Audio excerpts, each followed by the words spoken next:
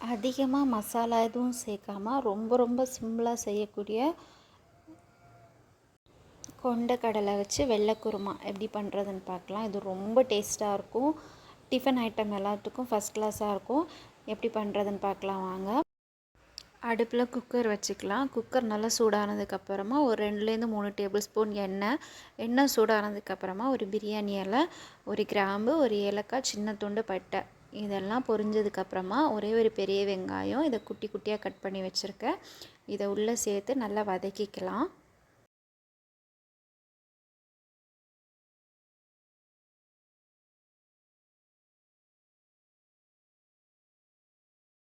வெங்காயம் வதங்கும் போதே அதுக்கு கூட ஒரு டேபிள் ஸ்பூன் இஞ்சி பூண்டு சேர்த்துக்கிறேன்.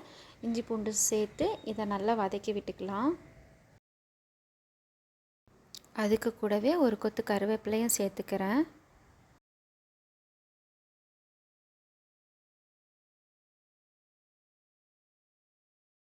இதெல்லாம் ஒரு 3 நிமிஷத்துக்கு வதங்கினதுக்கப்புறமா இதில் வந்து ஒரு கப்பு வெள்ளை சுண்டல் எடுத்துக்கிறேன். வெள்ளை சுண்டலை சேர்த்து நல்லா கலந்து விட்டுக்கோங்க.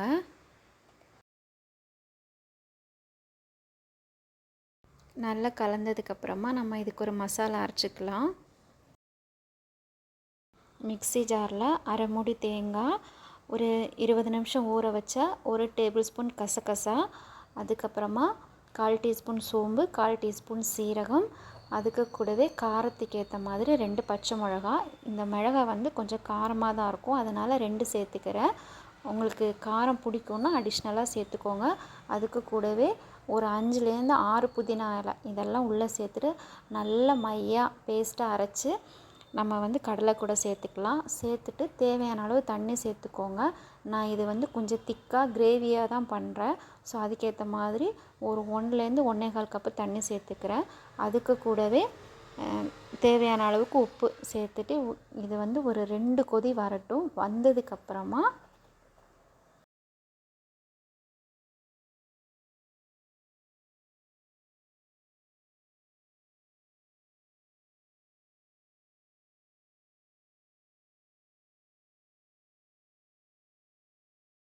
ஒரு சின்ன தக்காளி அதை வந்து ஒரு 4ஆக மட்டும் கட் பண்ணி உள்ளே சேர்த்துக்கிறேன். அதுக்கு கூடவே கொஞ்சமாக கொத்தமல்லி தழை உள்ளே சேர்த்துட்டு ஒரே ஒரு வாட்டி கலந்து விட்டுட்டு குக்கரை மூடிட்டு ஒரு 4லேருந்து 5 விசில் விட்டுருங்க.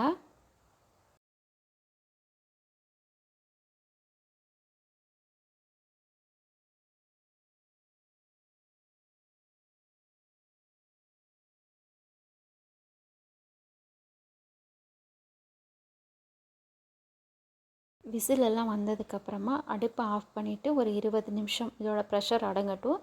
அதுக்கப்புறம் நம்ம ஓப்பன் பண்ணி பார்க்கலாம். ரொம்ப சிம்பிளான கிரேவி இது. இதில் நம்ம அதிகமாக மசாலா எதுவும் சேர்க்கல. உங்களுக்கு சுண்டல் வந்து இந்த மாதிரி ஒரு வாட்டி ட்ரை பண்ணி பாருங்கள். ரொம்ப ரொம்ப நல்லாயிருக்கும் இதோட டேஸ்ட்டு. இது வந்து டிஃபன் ஐட்டம் எல்லாத்துக்குமே ரொம்ப நல்லாயிருக்கும். அதிகமாக மசாலா எதுவும் சேர்க்காமல் ரொம்ப சிம்பிளாக ரொம்ப குயிக்காக ரொம்ப ரொம்ப டேஸ்ட்டாக செய்யக்கூடிய இந்த சுண்டல் குழம்பு நீங்களும் ட்ரை பண்ணி பாருங்கள்.